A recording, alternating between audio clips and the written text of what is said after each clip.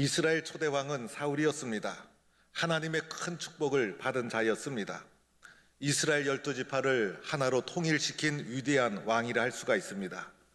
그것도 사울은 베냐민 지파라는 작은 지파의 소속으로서 전 이스라엘 12지파를 통치하는 통일왕국을 이루고 그리고 초대왕이 되었으니 얼마나 위대한 왕이라 할 수가 있겠습니까? 사울왕을 가리켜 그보다 더 준수한 자가 없었더라. 그래서 사도 사울은 참으로 준수하고 성품 좋은 사람이었고 키도 모든 백성보다 어깨 하나가 더 있었다라고 할 정도로 그리고 덩치도 신장도 괜찮은 사람이 사울이었습니다. 아버지의 잃어버린 암나귀를 하루 종일 찾아 헤맬 정도로 아버지에 대한 특별한 효성이 지극한 사람이었고 또 이러한 사울이 남다른 리더십을 발휘해서 이스라엘 전체를 통일시키고 초대왕에 등극했으니 사울은 위대한 왕이라 할 수가 있는 것입니다. 어느 날 사울이 블레셋과 전쟁을 하다가 돌아오자 다윗이 엔게디 광야에 있습니다라는 보고를 듣게 됩니다. 그는 피곤함에도 불구하고 온 이스라엘에게 3,000명의 정예부대를 모집합니다. 전쟁을 하러 나가기 위해서 모집한 군대가 아니라 딱 한 사람 다윗을 추적하기 위해서 모인 숫자가 바로 정예부대 3,000명이었습니다.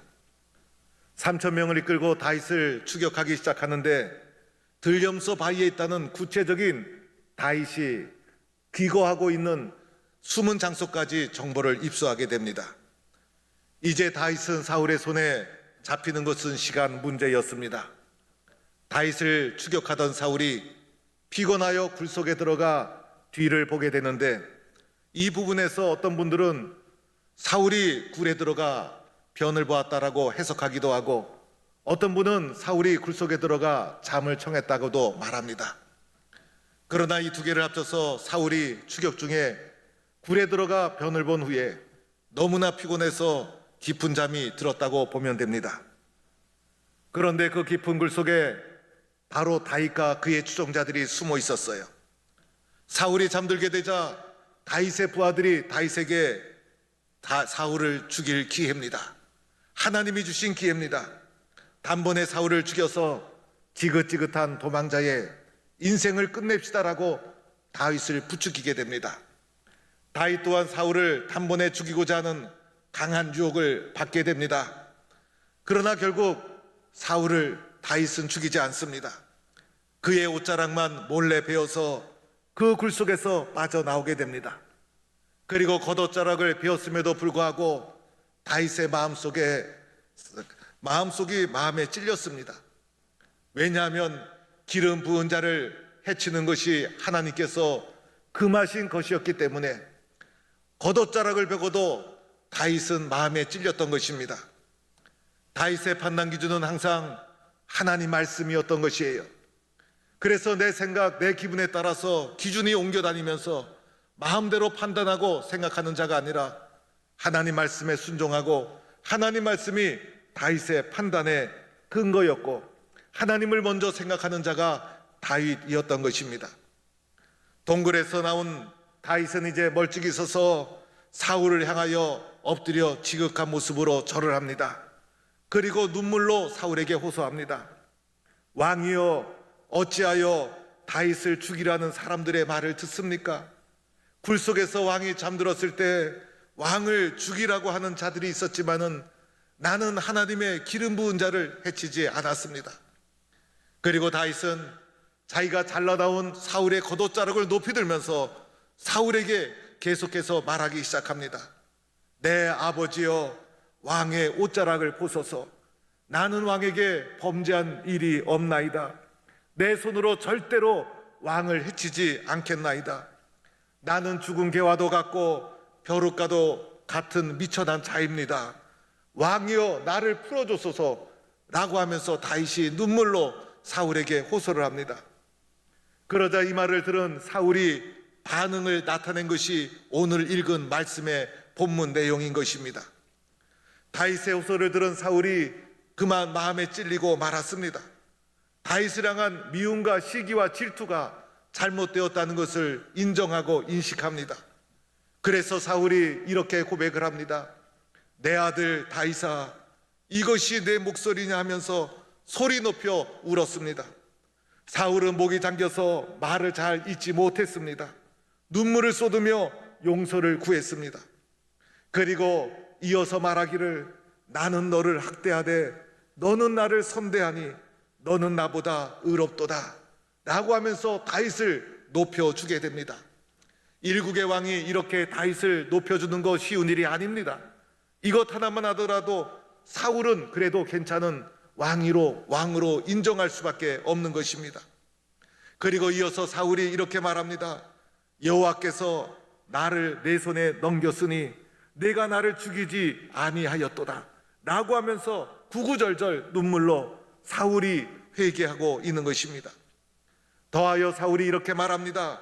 보라, 나는 내가 반드시 왕이 될 것을 알고 이스라엘 나라가 내 손에 경고히 설 것을 아노라. 오늘 사울은 이스라엘 12지파를 통일시키고 초대 왕국의 왕이 되지 않았습니까? 왕정제도의 특징이 있죠. 왕위는 아들로 이어진다는 것이에요. 그런데 사울은 자기 아들이 왕이 될 것이 아니라 나의 혈육이 이어서 왕이 되는 것이 아니라 다윗이 왕이 될 것을 내가 안다 라고 하면서 다윗을 인정하고 있다는 것입니다. 그래서 이것 하나만 하더라도 일국의 왕이 눈물로 회개하며 다윗 앞에 자신을 수그리고 이렇게 다윗을 높이는 것 쉬운 일이 아님에도 불구하고 사울이 이렇게 했다는 것 자체가 사울은 그래도 위대한 왕이다 라고 인정할 수가 있는 것입니다.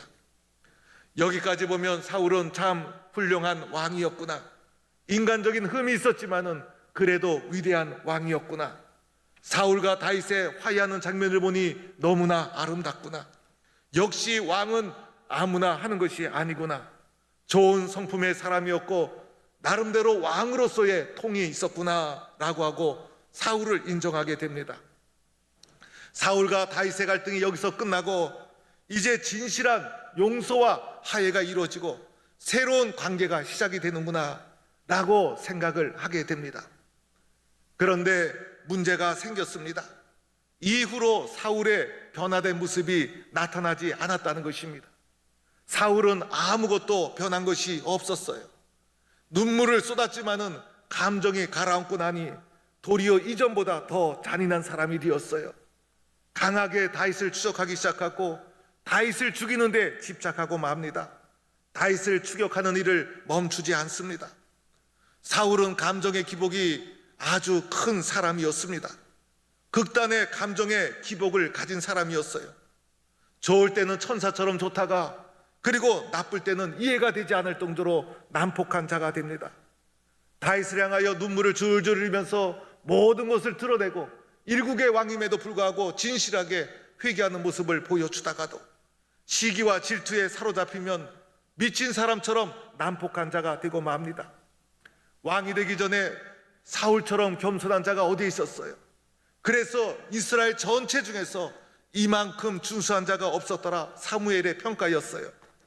왕이 되고 나니 사람이 바뀌었어요. 겸손은 다 사라지고 자기중심적인 교만한 사람이 되고 맙니다. 출세하고 완장차고 나니 자기중심적인 교만한 사람이 되고 만 것입니다. 심지어는 제사장 역할도 스스로 감당하죠. 사무엘이 오지 않았다는 핑계였어요. 그런데 성경을 자세히 보면 사무엘은 제2시간에 왔어요. 환경이 바뀌고 상황이 바뀌자 제사장의 역할까지도 침범하게 됩니다. 사무엘의 지적에 이런저런 핑계를 댔지만은 사울의 마음속에 하나님을 경외하는 마음이 없었던 것입니다. 자기 중심적인 교만한 사람이 되고 만 것입니다. 심지어는 아들 요나단이 다윗과 짜고 자신을 죽이려고 한다는 피해 망상에 사로잡힙니다. 하나님을 의지하고 준수했던 성품 좋은 사람이었는데 사울이 왜 이렇게 난폭한 감정의 소유자가 되었을까? 왜 사울은 진실하게 회개하는 모습을 보였음에도 불구하고 또다시 변화되지 않고 반복되는 것일까? 그렇게 훌륭한 초대왕 사울이 왜 그렇게 부끄럽고 초라한 사람으로 실패하고 말았을까? 우리는 사울의 실패를 생각해 보게 됩니다. 여기에는 다 이유가 있었던 것이에요. 사울의 실패는 다 이유가 있었던 것입니다. 그것은 사울의 낮은 자존감 때문이었어요. 나 자신을 귀하게 보지 않았다는 것입니다. 나를 존중하는 마음이, 나를 귀하게 보는 마음이, 나를 사랑하는 마음이 낮고 작았던 것입니다. 나 자신을 작게 보는 낮은 자존감이 사울을 무너뜨렸던 것입니다. 이러한 낮은 자존감은 배경이 있죠. 바로 사울의 가정과 사울이 속한 베냐민 지파의 배경이 있었어요. 우리도 자존감이 형성되는데 가정과 성장 배경의 영향을 받게 됩니다. 사울이 사무엘상 9장 12절에서 이렇게 말하죠. 나는 이스라엘 지파의 가장 작은 지파 베냐민 사람이 아니니까. 또 나의 가족은 베냐민 지파 모든 가족 중에 가장 미약하지 아니하니까. 12지파 중에 가장 작은 지파가 내가 속한 베냐민 지파입니다. 또 우리 가족은 그 작은 베냐민 지파 중에서도 가장 미약한 가족입니다.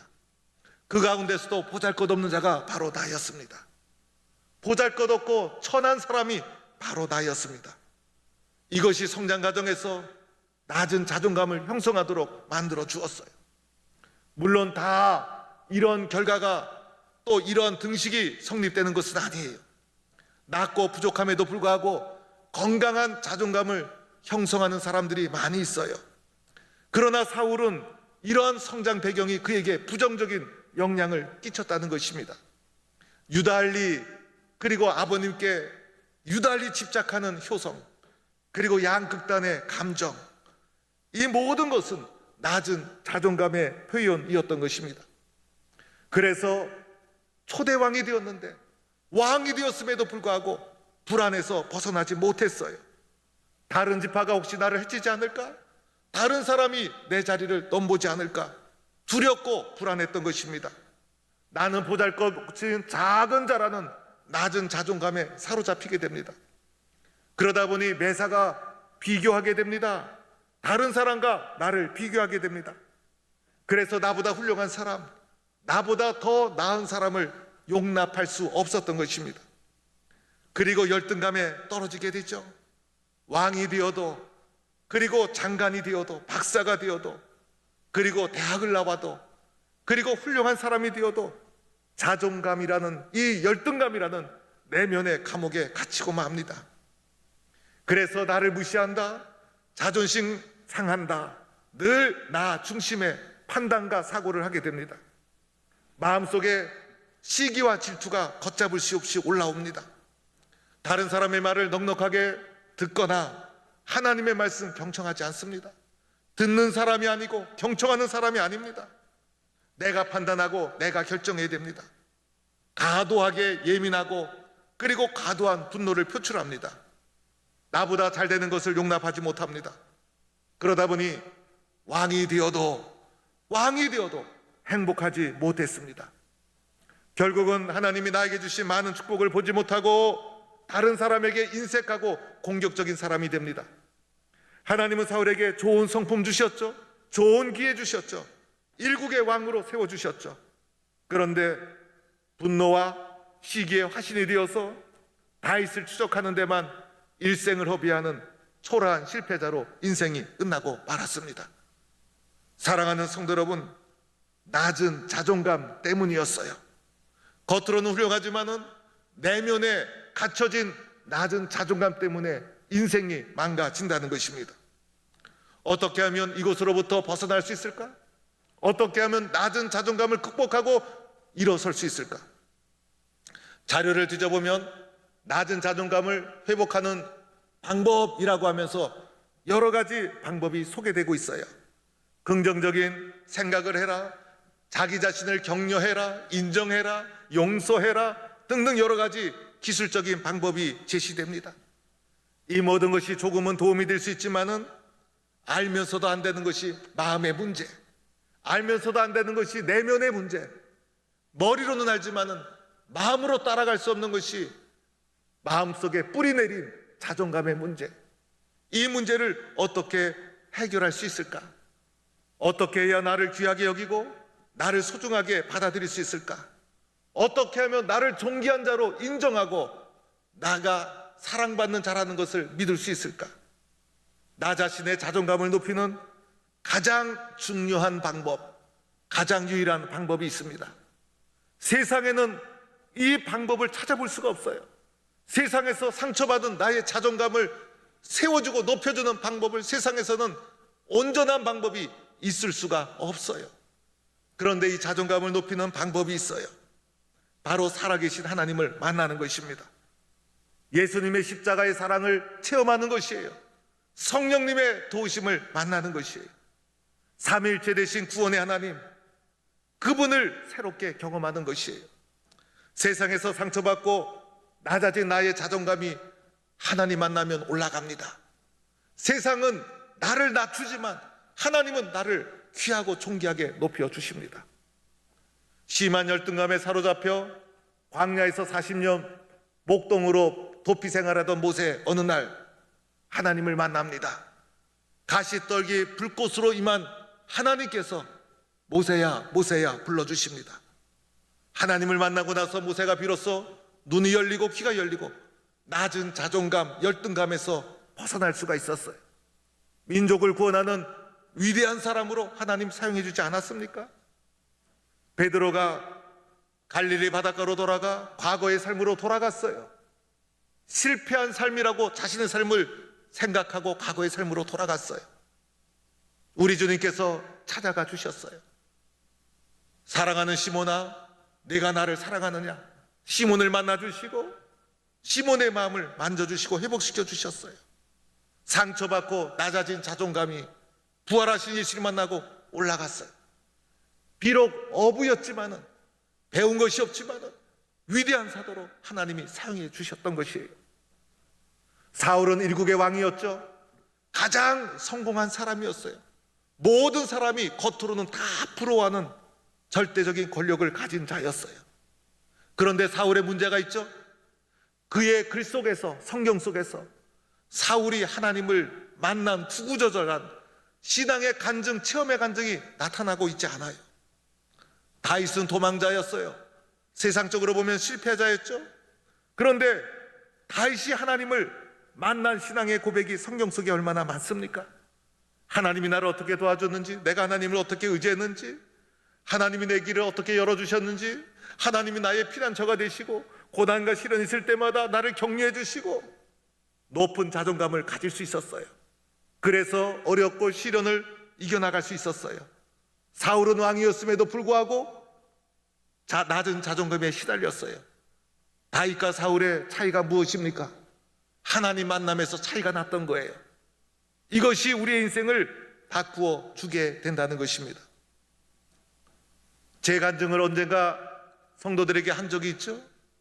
저는 목사의 가난한 가정에서 태어났어요.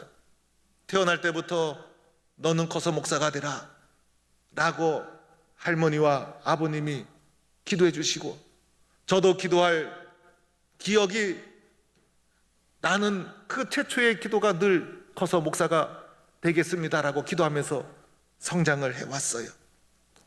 제가 2살 때 소아마비 걸려 쓰러졌어요. 그런데 소아마비를 잘 치료했지만은 소아마비의 흔적이 남아있어서 약한 다리 때문에 넘어지고 쓰러지고 달리기도 못하고 쩔뚝거리고, 제 별명이 어릴 적에 고무다리였어요. 그러다가 청소년 시절 중학교 3학년 때 저희 아버님이 신학교 근무하고 계셨는데 사표를 내고 대책도 없이 나오던 날이 있었어요. 그때가 저희 가족의 가장 큰 위기였어요. 제가 이 말은 처음 합니다. 1부 예배, 2부 예배 때 이 말씀을 하니까 성도들이 꼭 남의 얘기 듣는 것처럼 듣더라고요. 딴 사람 얘기 아니라 제 얘기.